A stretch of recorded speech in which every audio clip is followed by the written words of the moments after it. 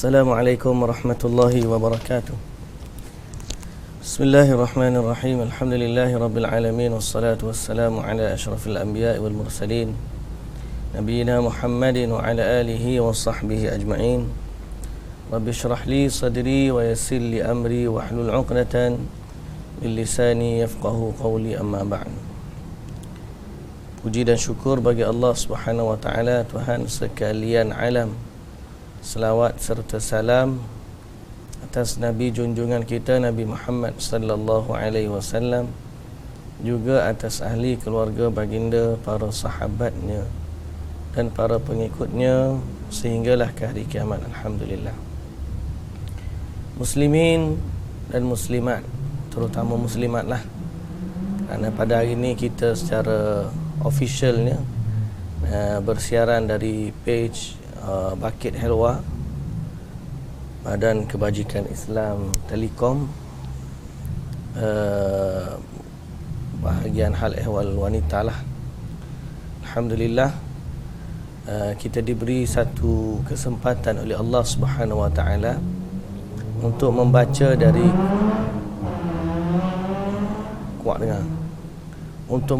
dari kitab Talbis Iblis. Dan insyaAllah kita akan sambung pada hari ini dari bab Talbis Iblis terhadap fuqaha, insyaAllah. Okay. Pertama, muslimin dan muslimat yang dirahmati Allah, apa yang dimaksudkan dengan fuqaha? Okay. Fuqaha ni adalah ahli fiqh. Ahli fiqh, orang-orang yang berbicara tentang fiqh, hukum hakam. Kalau sebelum ni kita bicara tentang ahlul hadis, orang-orang yang terlibat dengan hadis, maknanya mereka juga tidak sunyi daripada gangguan iblis, sama ada fuqaha ataupun ahlul hadis. Kalau mereka tak sunyi, kita lagi tak sunyi, kita lagi tak terlepas daripada talbis iblis.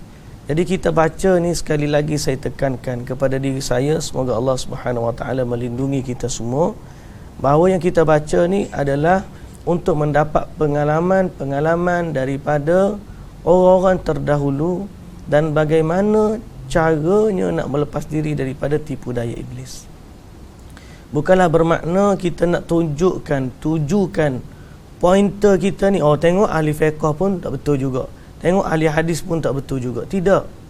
Bukanlah kita nak membicarakan kesalahan ini nak tunjuk kepada individu A, individu B ataupun sebaliknya. Tetapi kita nak belajar apa yang Ibnul Jauzi sebut, bagaimana iblis boleh menipu orang-orang yang berpangkat alim ulama. Apatah lagi kita sebagai orang awam. Saya pun awam juga.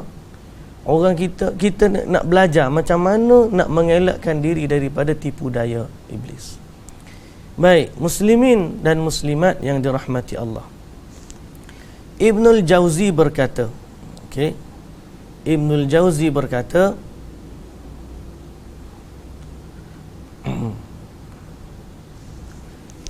di zaman dahulu ulama fiqh juga adalah ahli Al-Quran dan hadis.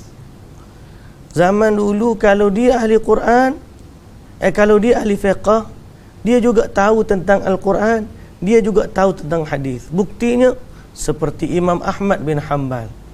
Dia ulama Imam Ahmad bin Hanbal.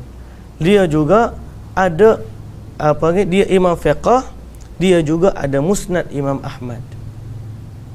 Imam Asy-Syafi'i, dia ulama fiqh, dia juga tahu tentang hadis. Dia ada musnad Imam Asy-Syafi'i. Dan Imam Asy-Syafi'i juga ahli lughah, orang-orang yang hebat. Maknanya fuqaha zaman dulu menghimpunkan bidang ilmu yang banyak. Seiring dengan pergantian zaman, kondisi itu semakin merosot, sehingga sebahagian fuqaha mutaakhirin. Apa maksud mutaakhirin? Mutaakhirin ni maksudnya orang yang terkemudian. Mutaakhir ini kita pun guna kalimah mutaakhirin. orang-orang mutaakhirin mengucapkan cukup bagi kami mengetahui ayat-ayat hukum dari dari Al-Quranul Karim, dan kami bersandar pada kitab-kitab hadis yang masyhur seperti Sunan Abu Daud dan semisalnya. Kenapa dia sebut Sunan Abu Daud di sini? Kenapa sebut Sunan Abu Daud? Sebab Sunan Abu Daud adalah kitab sunan ni disusun dalam bab fiqh. Jadi mereka kata tak apalah, kita ambil hukum daripada Quran, kita ambil sandar pada hadis-hadis dari yang masyhur dalam kitab Sunan Abu Daud. Di samping itu, jadi ada satu kumpulan mereka mengambil hukum langsung daripada Quran dan langsung daripada hadis, tidak merujuk kepada kefahaman fuqaha, yang mana mereka lebih detail dan mengetahui tentang nasakh mansukh, tentang am mutlak, tentang mutlak muqayyad, tentang am khusus. Mereka tahu tentang bagaimana berinteraksi dengan nas-nas Al-Quran dan hadis. Tapi sebahagian fuqaha di akhir mereka tidak lagi berpandukan kepada disiplin ilmu. Di samping itu, sebahagian lain pula mereka pun meremehkan perkara ini. Salah seorang dari mereka berhujjah dengan ayat yang tidak diketahui maknanya serta dengan hadis yang tidak dia ketahui sahih atau tidaknya. Jadi sebahagiannya berhujjah asal ada hadis je, asal ada Quran, sedang dia tak faham pun maksud sebenar ayat Quran tersebut, dan dia tak faham, tak tahu pun darjat hadis itu sahih ataupun tidak. Jadi akhirnya apa yang berlaku, mereka akan berhujjah dengan sesuatu yang tidak benar dari Nabi sallallahu alaihi wasallam. Okey.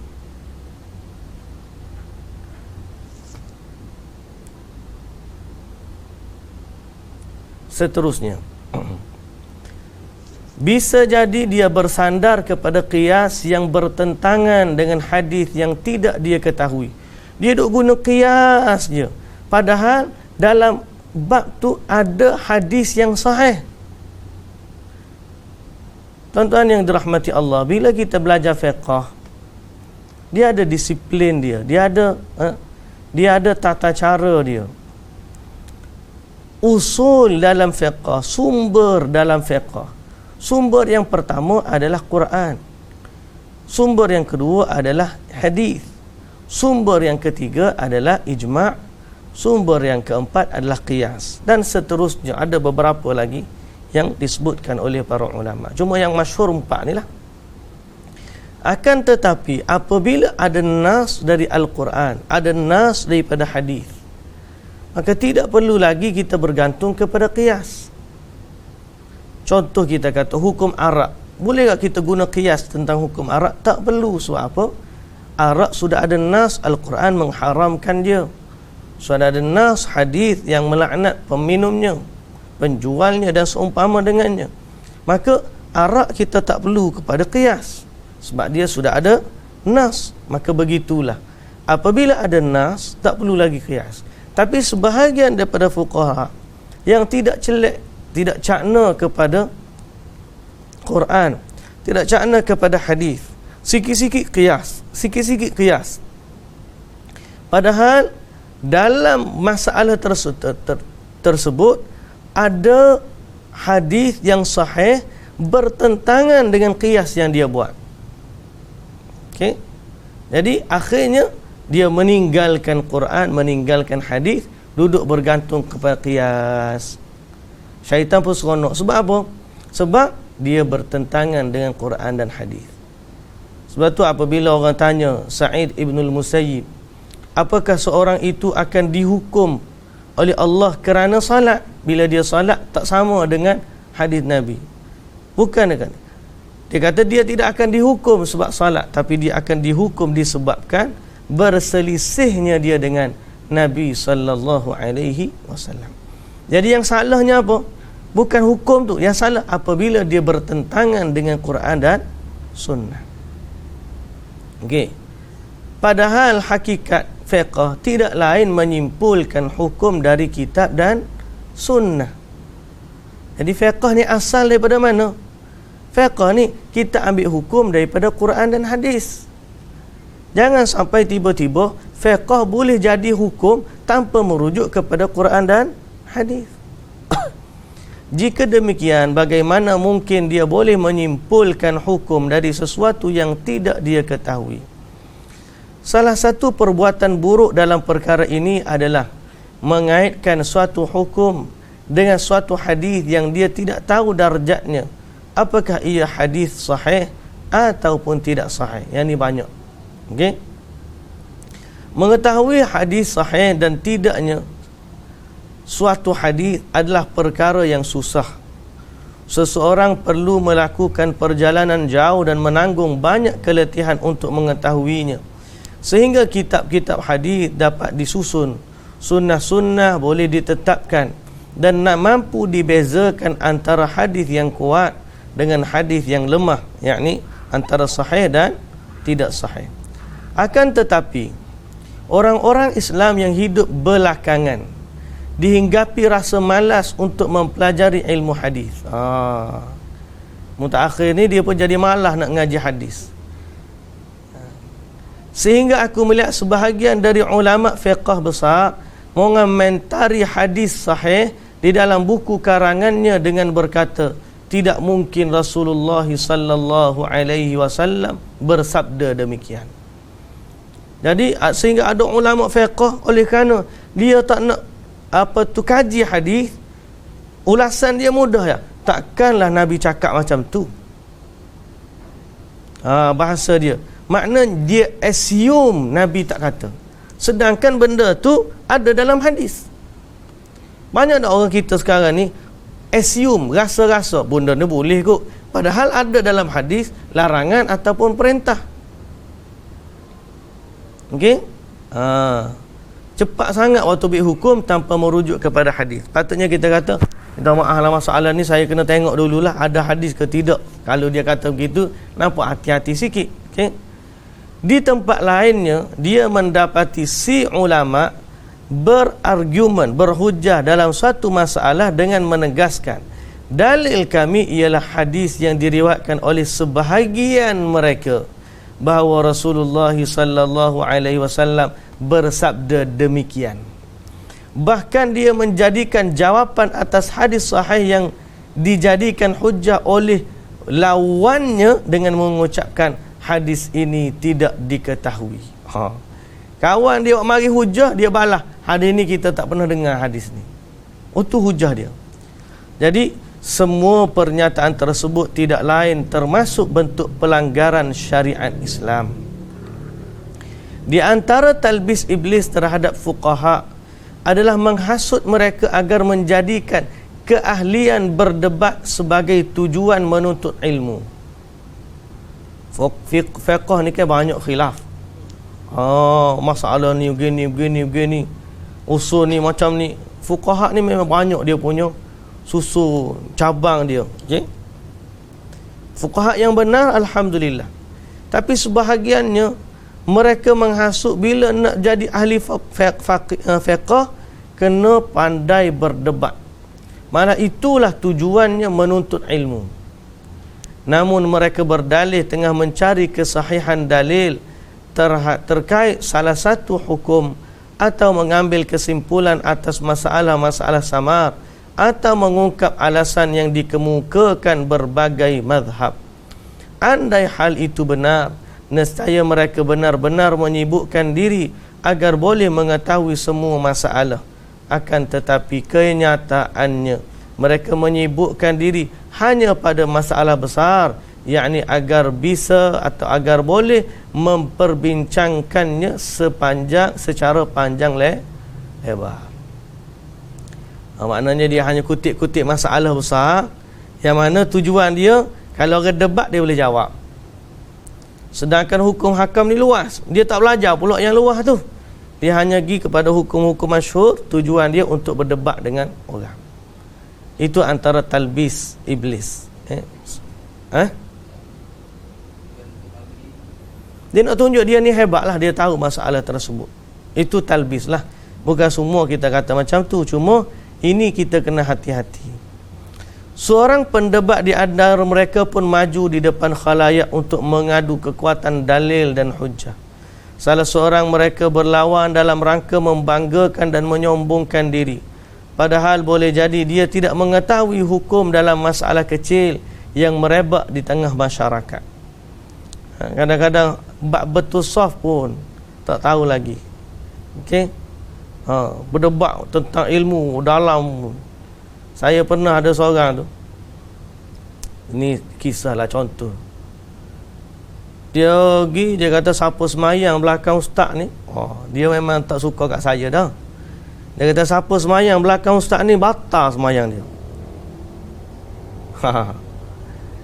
Sehingga pernah satu ketika bila saya ditolak oleh jemaah jadi imam, dia mufaraqah, dia keluar. Tak nak salat belakang saya. Isunya ke apa isu dia? Dia kata ustaz ni iktidal dia lama, batal semayang. Iktidalnya lah lama, batal semayang.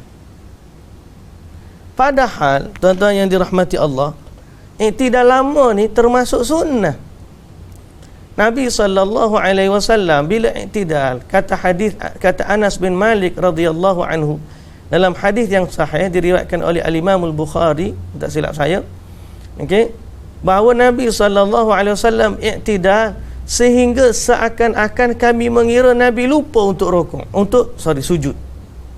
Lamanya iktidal Nabi. Dan bila kita merujuk kepada bacaan sunnah dalam iktidal, ada bacaan yang panjang, bukan sekadar sami Allahu liman hamidah. Ada Rabbana walakal hamd hamdan kathiran tayyiban mubarakan fi. Ada mil as-samawati wa mil al-ardi wa mil ma bainahuma wa mil ma syi'ta min syai'in ba'd. Saya tak baca panjang lah, baca yang tu je. Dia berkata ustaz tu batal semayang pasal dia telah memanjangkan rukun pendek. Dia main ada rukun kan, rukun panjang, rukun pendek. Rukun pendek ni duduk di antara dua sujud, iktidal. Rukun pendek, dia kata ustaz ni telah memanjangkan rukun pendek. Padahal kita semua tahu bila kita bahas dalam fiqh, panjang mana yang tidak dibenarkan ialah panjangnya iktidal sehingga lebih panjang daripada bacaan Al-Fatihah. Kita baca panjang pendek sikit sebab nak baca doa dalam sunnah. Dia berkata ustaz ni batal semayang dia. Tak semayang belakang saya, tuan-tuan. Jadi ini antara talbis. Akhirnya dia tak semayang berjemaah, dia semayang seorang dia. Dah lah dia kata kita semayang batal pula. Dia kata kalau saya batal habis belakang lah. Bila kita datangkan hadis daripada Nabi SAW, dia diam. Tapi tetap saja tak nak semayang belakang. Pasal apa? Tak tahulah. Adalah macam-macam. Ini antara benda-benda yang berlaku terhadap masyarakat. Talbis. Dia sangka dia benar, padahal kebenaran yang dia sangka bertentangan dengan hadis Nabi SAW. Boleh faham? Okey. Perdebatan mereka dengan para falsafah termasuk dengan bahasa falsafah termasuk talbis iblis, sehingga mereka bersandar pada metod ini. Okey. Bahasa falsafah. Mana bahasa falsafah? Okey. Bahasa para falsafah. Tak cantik ni benda ni. Okey. Baru nak belajar ni sikit-sikit. Okey, para falsafah. Bahasa para falsafah. Maknanya bincang-bincang agama tapi guna ilmu mantik, ilmu logik akal. Orang debat dengan dia bab hukum, dia guna logik akal. Dia tak guna tentang agama. Tak guna dalil daripada Quran dan sunnah. Talbis iblis yang lainnya terhadap fuqaha ialah dengan menjadikan mereka mengutamakan qiyas daripada hadis. Sikit-sikit qiyas. Mana hadisnya? Hadis tak ada. Qiyas kepada tu, qiyas kepada ni. Sedangkan Nabi SAW tak pernah tunjukkan yang dijadikan hujah satu permasalahan agar ruang melakukan analisis berdasarkan logik menjadi lebih luas. Atas dasar itu, apabila ada salah seorang dari mereka yang berdalil dengan hadis, maka dia akan dicela. Oh, siapa peringkat bila orang guna hadis, dia cela pula. Padahal salah satu adab syar'i dalam berdalil ialah mendahulukan hadis atau nas daripada qiyas atau analogi. Kita ni bila kita dah belajar Quran dan hadis, kita mesti letak Quran dan hadis lebih tinggi daripada yang lain. Bukan kita tolak qiyas, tidak. Kita berhujah dengan qiyas, kita berhujah dengan ijma'. Tapi apabila ada Quran dan hadis, itulah yang kita kena dahulukan. Jangan sampai kita ambil qiyas, kita tinggalkan Quran dan hadis. Ini yang berlaku. Okey? Hatta kadang-kadang bila kita kata, mana dalil? Tak ada dalil. Ustaz mana yang kata? Adalah ustaz tu ajar. Apa hujah ustaz tu? Takkanlah dia tak tahu muka dia ustaz. Tu je dalil akhirnya. Okey? Dia pun ikut je ustaz tu. Sampai akhirnya tak ada nas atau dalil ataupun kebenaran yang berada dengan mereka. Bila kita bawa dalil, kita pula kena cela. Tentang bawa sikit-sikit hadis, sikit-sikit hadis. Orang bawa dalil pula dicela, orang bawa hadis dicela. Sedangkan kalau kita betul cinta kepada Nabi sallallahu alaihi wasallam, bila ada orang bawa hadis, kita seronok. Pasal apa? Sebab kita sayangkan Nabi, kita suka dengan perkataan Nabi. Ni tak, bila kita bawa dalil, ada orang bawa dalil, dia kata, oh sikit-sikit hadis, sikit-sikit hadis. Seolah-olah dia tak suka dengan hadis Nabi. Itu inna lillahi wa inna ilaihi raji'un. Okey? Sebab apa? Sebab dia tak boleh bawa hujah, dia hanya guna logik akal dengan qiyas dia. Qiyas pada masalah ni, qiyas masalah tu. Sebab dia tahu sikit, kemudian dia guna qiyas untuk boleh berhujah dengan masalah lain. Padahal dia hanya tahu sumber yang sedikit atau hadis yang sedikit. Allahul musta'an. Semoga Allah Ta'ala menjaga kita semua. Talbis iblis berikutnya terhadap para fuqaha muslimin adalah dengan membuat mereka sibuk menyusun berbagai pembahasan ilmu yang berdasarkan kepada logika semata-mata tanpa memadukannya dengan sesuatu yang jelas-jelas boleh melembutkan hati. Maksudnya, dia tidak diiringi amalan seperti membaca Al-Quran, mendengar hadis nabawi ataupun menyemak sejarah hidup, perjalanan hidup Rasulullah sallallahu alaihi wasallam. Maknanya dia hanya fokus bab fiqh dia aja. Hukum ni boleh, hukum ni tak boleh, hak ni harus, hak ni haram, hak ni makruh, seluruh hukum. Tapi dia tidak sibuk dengan baca Quran, dia tak sibuk dengan dengar hadis Nabi, dia tak sibuk tentang sirah, dia tak sibuk dengan perjalanan hidup para sahabat radhiyallahu anhum. Sedangkan semua itu memberi kesan kepada hati. Yang demikian menjadi catatan sebab telah diketahui bersama bahawasanya hati manusia tidak akan khusyuk dan lunak hanya dengan mengulang-ulang pembahasan mengenai cara menghilangkan najis atau tentang air suci yang telah berubah kerana sesuatu. Hati kita memerlukan nasihat, peringatan agar tergerak bangkit untuk boleh mengejar kepentingan akhirat. Jadi kena seimbang. Kita bukan ngaji hukum halal haram saja, tapi kita mesti belajar tentang masalah tazkiyatun nufus. Bagaimana melembutkan hati. Supaya bila kita ni hukum sah salat pun kita belajar, bagaimana cara khusyuk dalam salat juga kita belajar. Jangan kita khusyuk tapi tata cara salat tak betul, tak nak juga. Jangan tata cara salat betul, hati tak khusyuk, tak juga. Kita kena seimbang. Pada fizikalnya, tata cara sah yang sempurna, dalam pada hati pula masalah khusyuk dan ikhlas kepada Allah Subhanahu wa taala. Mesti seimbang. Masalah-masalah memahami masalah khilafiyah. Ni satu lagi masalah. Kita ni suka sangat bincang masalah khilafiyah. Memahami masalah khilafiyah memang menjadi bahagian ilmu syariat. Tapi dia jadi tidak boleh menegakkan segala apa yang diperintahkan Allah.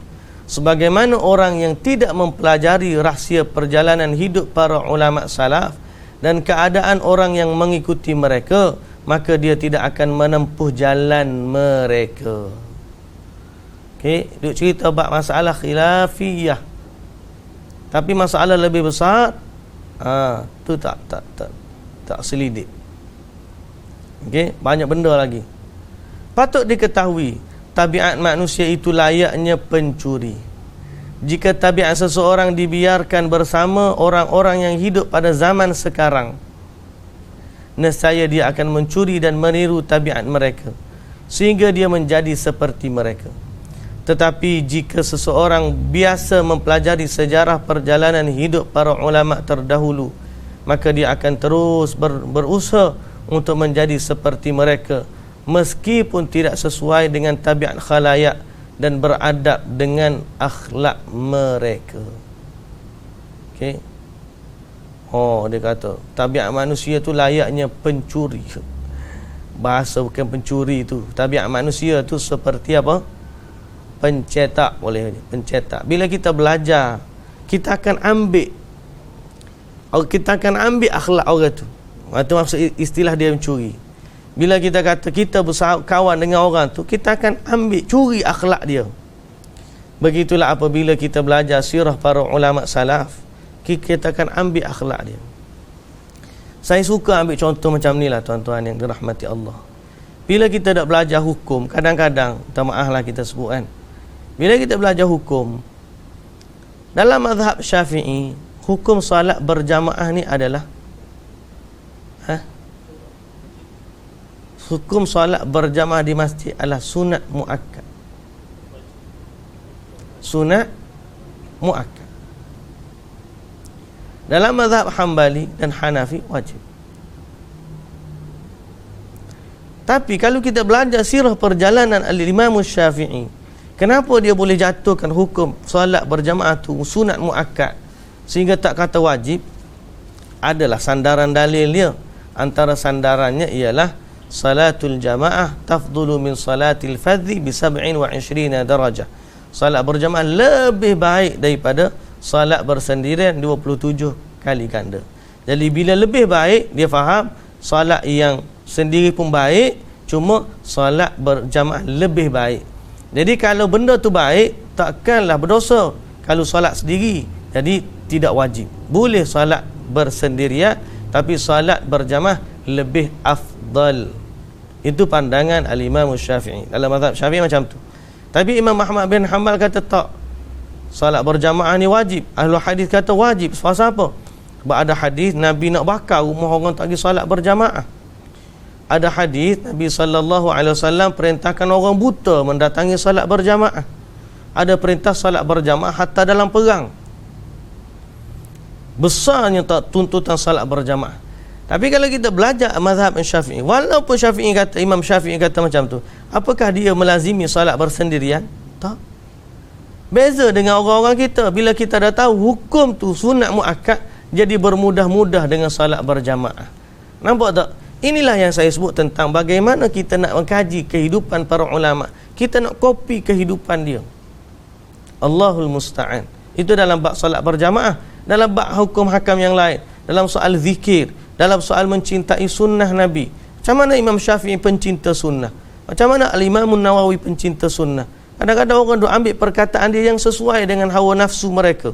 Tapi akhirnya dia meninggalkan sunnah yang besar, itu menghidupkan hadis Nabi SAW, menghidupkan syariat sebagaimana yang diajarkan oleh Nabi SAW. Sehingga akhirnya bila duk kaji dengan tabiat manusia yang ramai, dia terikut-ikut cara manusia, tidak lagi terikut dengan syariat yang sebenar. Boleh? Seorang ulama salaf berkata, satu hadis yang boleh meludakkan hatiku, lebih aku sukai dari aku menguasai 100 perkara yang dibahas syuraih. Aku dengar satu hadis, lunak hati, lebih aku suka daripada dengar 100 masalah fiqh.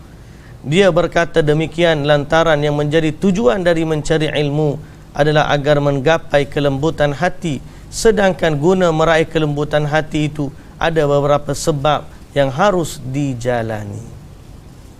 Jadi kalau kita ni sampai satu tahap dengan Quran tak lembut hati, dengan hadis tak lembut hati, kena check kita tu ada masalah tu.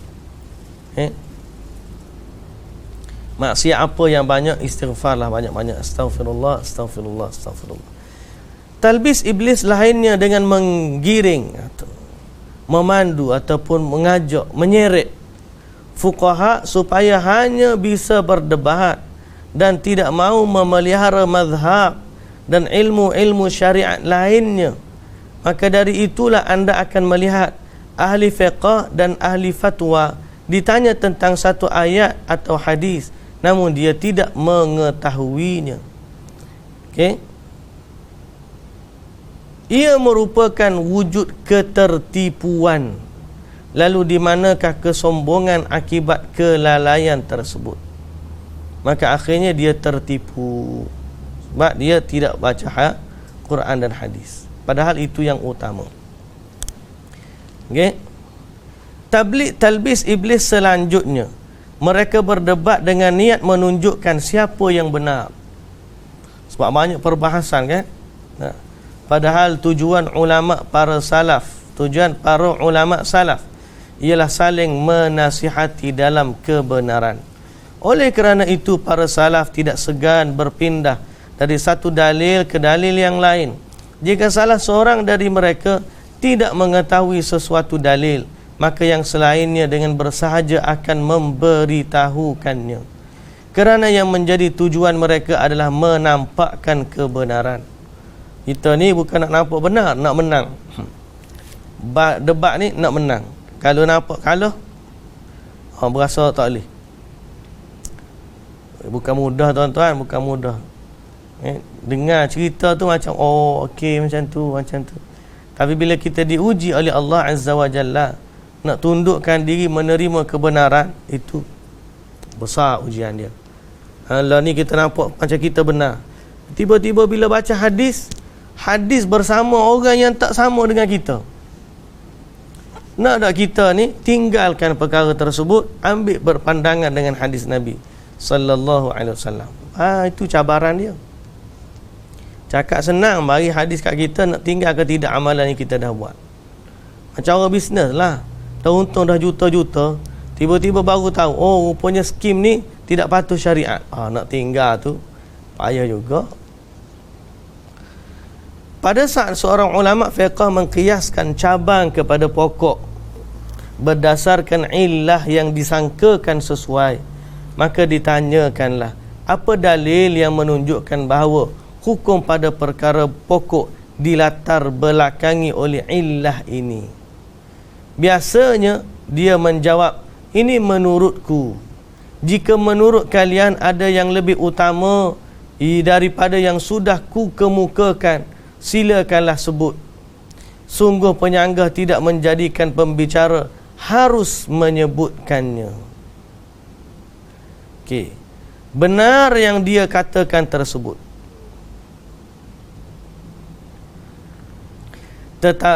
Penyanggah tidak berhak mengharuskannya menjelaskan secara detail. Akan tetapi terkait apa yang terjadi dalam perdebatan, bahkan dalam konteks pemberian nasihat dan penampakan kebenaran kepada orang-orang yang hadir, maka penyanggah berhak mengharuskan pembicara yang mengungkapkan gagasan awal yang dinilai janggal, yakni tidak sesuai dengan kaedah syariat, untuk mengutarakan hal itu berupa argumentasi atau hujah atas pendapat yang diusulkannya. Okey. Jadi dia kata, kalau ada orang lain kata, maka kemukakanlah. Tapi dia tak benar pun orang lain kata. Dia tak buka pun. Kata dia je. Kita sebenarnya kalau ada pandangan lain dalam masalah ini, bolehlah bagi tahu. Kalau ada pandangan, kita nilai balik macam mana.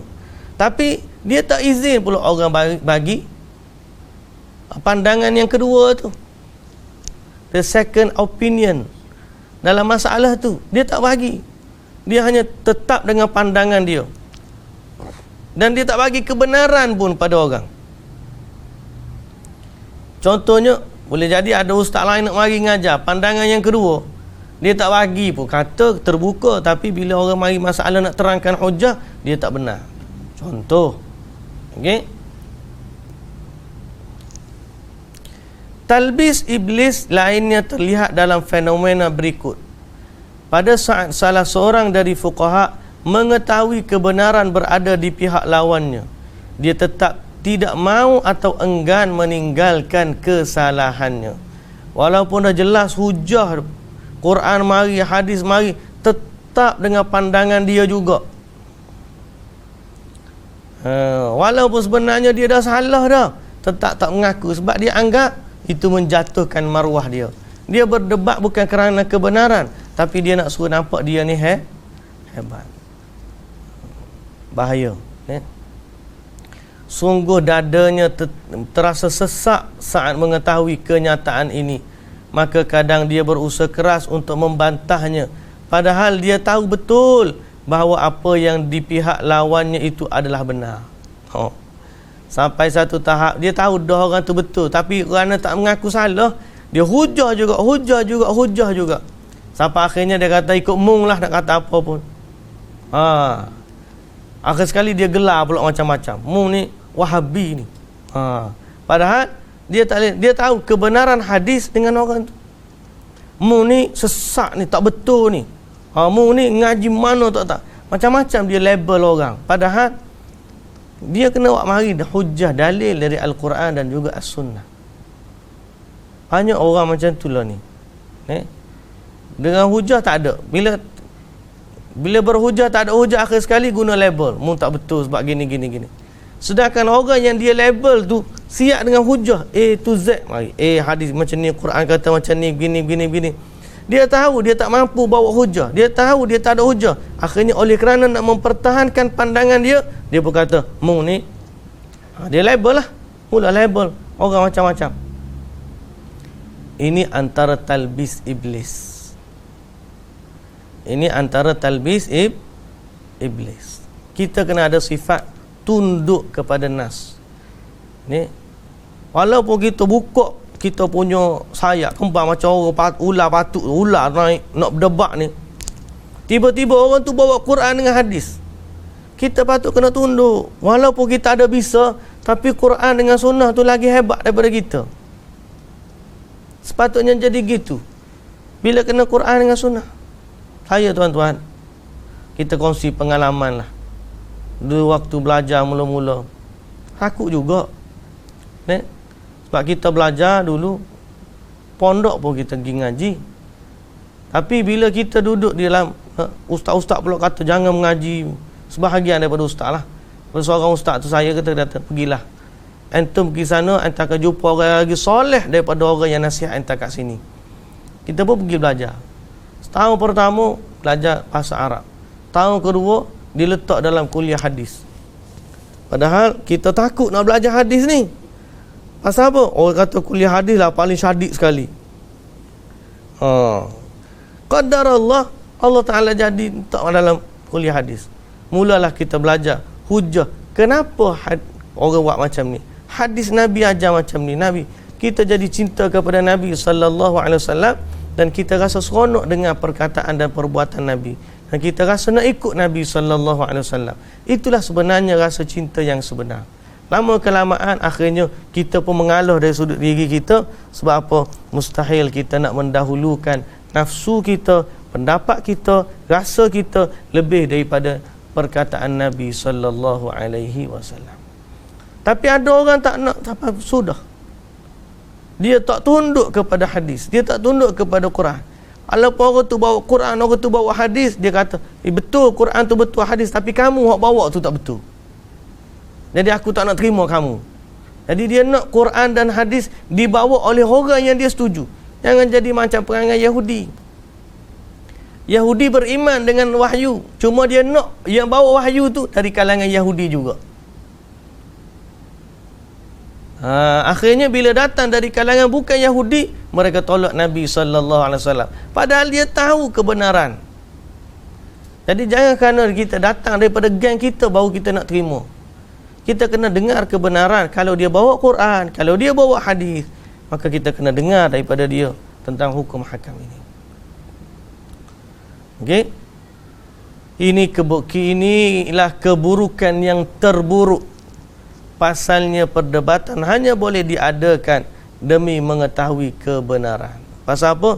Sebab dia nak berdebat biar nampak menang. Lepas tu, tuan-tuan yang dirahmati Allah, Nabi SAW bagi galakan kepada kita untuk tinggalkan debat walaupun kita ni benar. Sebab apa? Pasal pada debat ni ada unsur sehingga kalaupun dia benar, ada hujah, syaitan boleh tipu lagi dalam masalah tu.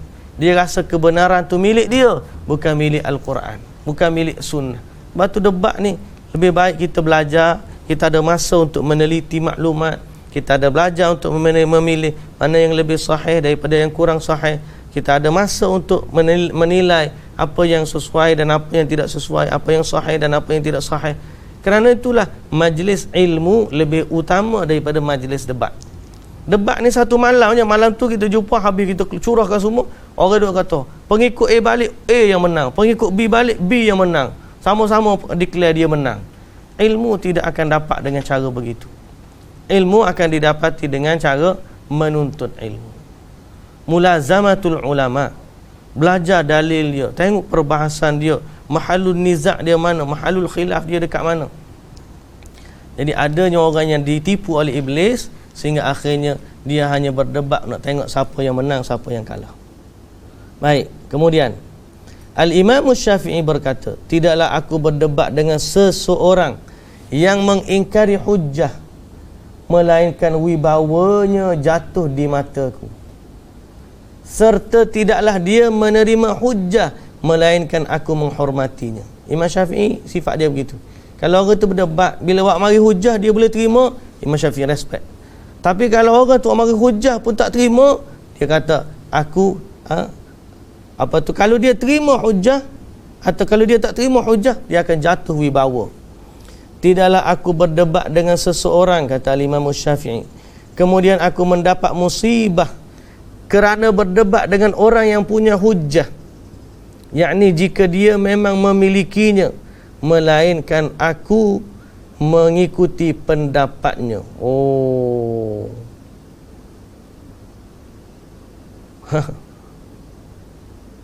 Kemudian aku mendapat musibah, dia terjemah sini. Ini tuan-tuan, ni bukan mendapat musibah ni sebenarnya, dia benar. Imam Syafi'i ni asabah dalam bahasa Arab, dia asabah dalam bahasa Arab ni, kalau orang ngaji bahasa Arab asabah, kalimah asabah ni boleh diterjemahkan sebagai ditimpa musibah, boleh juga diterjemahkan kepada benar, as-sawab. As-sawab. Jadi maknanya perkataan Imam Syafi'i ni, dia kata tidaklah aku berdebat dengan seseorang, kemudian aku mendapati dia benar, kerana dia berdebat dengan orang yang mempunyai hujjah, yakni jika dia memang benar memiliki hujjah, Imam Syafi'i kata aku akan ikut pandangannya. Itu perkataan Al-Imam Syafi'i. Imam Syafi'i ni dia tak kata siapa pun berdebat dengan dia, tapi kalau ada orang bawa hujah, Imam Syafi'i kata kalau dia datang bawa hujah, aku akan ikut pandangan dia. Talbis iblis terhadap talbis iblis terhadap para ahli fiqh berikutnya, bahawa kehormatan yang mereka cari melalui perdebatan akan membangkitkan sesuatu yang tersembunyi di dalam hatinya berupa cinta kepada kedudukan. Yang ni bab lain pula. Macam kita kata tadi, dia berhujah, lepas berhujah betul, lama-lama dia akan jadi apa? Cinta kepada kedudukan. Cinta kepada kedudukan. Dia betul dah, tapi iblis mari, dia datang kepada diri dia, cinta kepada kedudukan. Aku menang. Syaitan kata hebatmu. Sebab tu jangan duduk dalam perdebatan ni. Allahu Akbar. Nabi bagi tahu, Nabi jamin istana di tengah syurga, liman tarakal mira. Nabi jamin satu rumah istana dalam syurga bagi orang yang meninggalkan al-mira, debat. Wa in kana muhiqqa, walaupun dia tu benar. Kalau dia debat dia menang. Tapi dia tinggalkan pasal apa? Sebab iblis kadang-kadang boleh datang melalui debat tu. Dia kata, oh kamu hebat. Okey? Jadi kalau kena lagu tu nanya.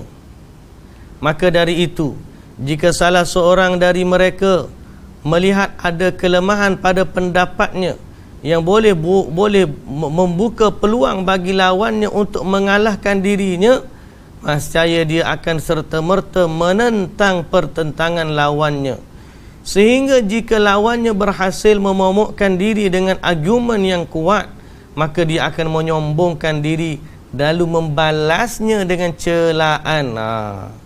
Mulalah nak cela dah. Sehingga yang awalnya perdebatan berubah menjadi anjang saling menjatuhkan demi mempertahankan kedudukan yang terlanjur dicintai itu. Lepas tu berdebat pula, bukan berdebat bawa sendiri-sendiri, bawa follower pula. Hang ni bawa pengikut dia, hang ni bawa pengikut dia. Jatuhlah air muka dia. Kalau dia betul nak cari kebenaran, pergi jumpa saya ni, kita apa masalah ni gini. Tak tunjuk pun tak apa, tak buat live pun tak apa. Tak, kita cari kebenaran. Lepas tu setelah dia mendapat hujah sebenar, dia pun balik kampung dia ngajar. Saya berhujah dengan ustaz tu begini. Setelah dapati dia benar, maka inilah pendapat saya.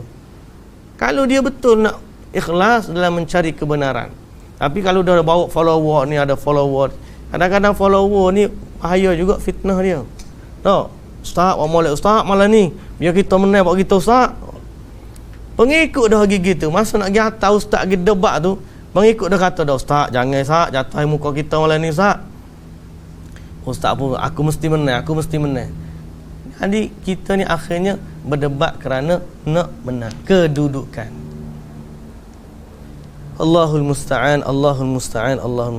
Talbis iblis lainnya adalah mereka menoleransi ghibah dengan alasan menyampaikan hasil perdebatannya dengan seseorang.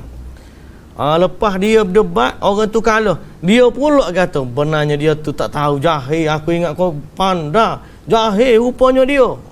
Sudah. Dia termasuk dalam ghibah pula. Dia aku berdialog dengan fulan, dia tidak bisa berkata apa-apa. Dia mengucapkan demikian demi menjatuhkan lawan. Ada seorang tu, saya kata cerita tak semayang belakang saya tu tuan-tuan. Dia tak jauh duduk dengan rumah saya ni. Satu hari dia pergi kat kedai kopi lah. Ada orang bagi tahu cerita kat saya. Dia kata ustaz, dia sebut nama lah. Ustaz tu, ilmu dia tu bawah tapak kaki saya je. Dia sebut. Pasal apa? Aku pergi debat dah dengan dia. Tak boleh jawab. Ustaz tu tak boleh jawab. Padahal dia tanya saya apa? Dia tanya, tengok tu, tiang tu zat ke sifat? Saya pun jawab, saya tak jawab. Saya pun, akhir sekali conclusion saya tepuk bahu dia. Saya kata ginilah, kalau kita cerita benda ni tak habis juga.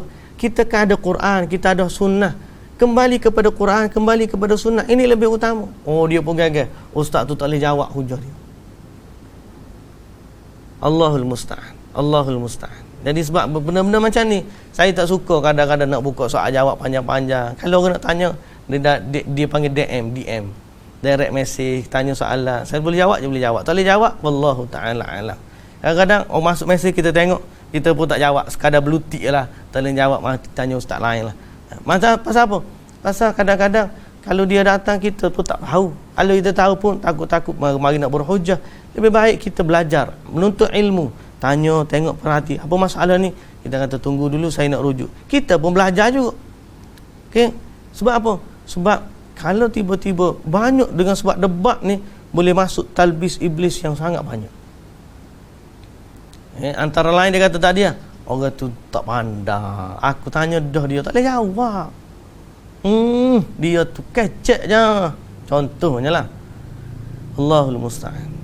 Talbis iblis lainnya iaitu iblis mengaburkan pemahaman mereka sehingga beranggapan bahawa ilmu syariat hanya fiqh, tidak ada yang lain. ketika nama seorang ahlu hadis disebutkan kepada mereka, mereka komentar yang muncul, ahlu hadis ni dia tak faham apa, dia tak faham fiqh pun. Imam Bukhari tu tak faham fiqh pun. Contohlah dia kata. Mereka lupa bahawa hadis merupakan dasar syariat Islam. Sampai ke hari ni, akhirnya kalau sebahagian mereka memandang hina orang ahlu hadis. Ada sebahagian lah, kita bukan kata semua. Dia menganggap ahlu hadis ni tak faham apa. Ni ambil benda mentah. Kita ni ambil benda masak dah ni. Ada pandangan yang begitu. Jika disampaikan kata-kata yang melunakkan hati, mereka berkata ini ucapan khas para penasihat. Terjerat talbis iblis, mereka itu berani berfatwa meskipun belum sampai ke darjat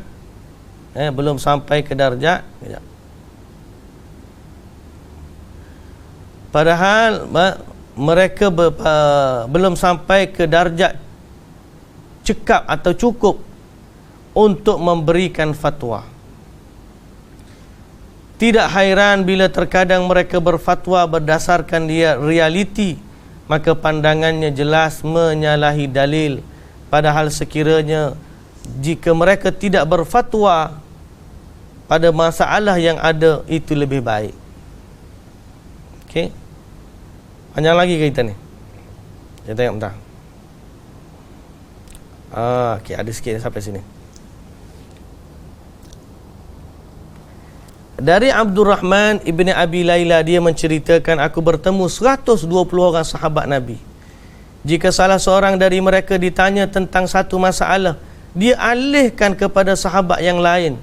Yang lain itu mengalihkan pula kepada selainnya, sehingga pertanyaan tersebut kembali kepada orang yang pertama. Pakat mengelak nak jawab soalan berlaku. Oh, zaman kita seronok tak jawab soalan. Lagi banyak, lagilah kita seronok. Boleh jawab macam-macam soalan.